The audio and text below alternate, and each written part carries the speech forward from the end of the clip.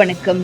கோவை மாவட்ட auto consultant car dealers welfare சங்கத்தினர் சார்பாக கோவை தெற்கு தாலுகா அலுவலகம் முன்பாக கவன ஈர்ப்பு ஆர்ப்பாட்டம் நடைபெற்றது. தமிழ்நாடு கார் வியாபாரிகள் மற்றும் ஆலோசகர்கள் நல மாநில கூட்டமைப்பின் கோவை மாவட்ட சங்கத்தின் தலைவர் மணிகண்டன், செயலாளர் தம்பு ராதாகிருஷ்ணன், பொருளாளர் ராஜா ஆகியோர் தலைமையில் நடைபெற்ற ஆர்ப்பாட்டத்திற்கு மாநில முதுநிலை தலைவர் துரை மற்றும் மாவட்ட முதுநிலை செயலாளர் கோவை ரமேஷ் ஆகியோர் முன்னிலை வகித்தனர். இதில் பழைய 4 மற்றும் 2 சக்கர வாகன விற்பனையாளர்கள் பலர் கலந்து கொண்டனர்.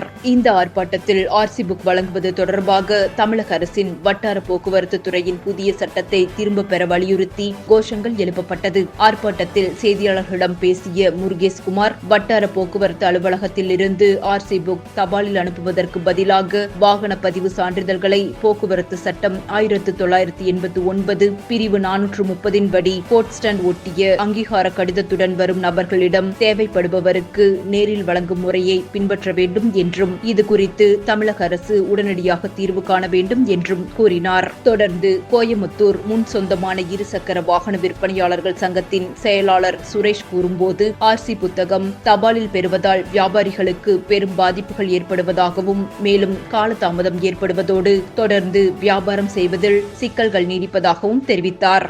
ஆர்ப்பாட்டத்தில் கோயமுத்தூர் டிஸ்ட்ரிக்ட் ஆட்டோ கன்சல்டன்ட் மற்றும் டீலர்ஸ் வெல்ஃபேர் சங்கம் சார்பாக கார் விற்பனையாளர்களும், அதேபோல முன் சொந்தமான 2 சக்கர வாகன விற்பனையாளர்கள் சங்கத்தின் சார்பாக விற்பனையாளர்கள் உட்பட மாநில, மாவட்ட நிர்வாகிகள் மற்றும் உறுப்பினர்கள் என பலர் கலந்து கொண்டனர். நன்றி.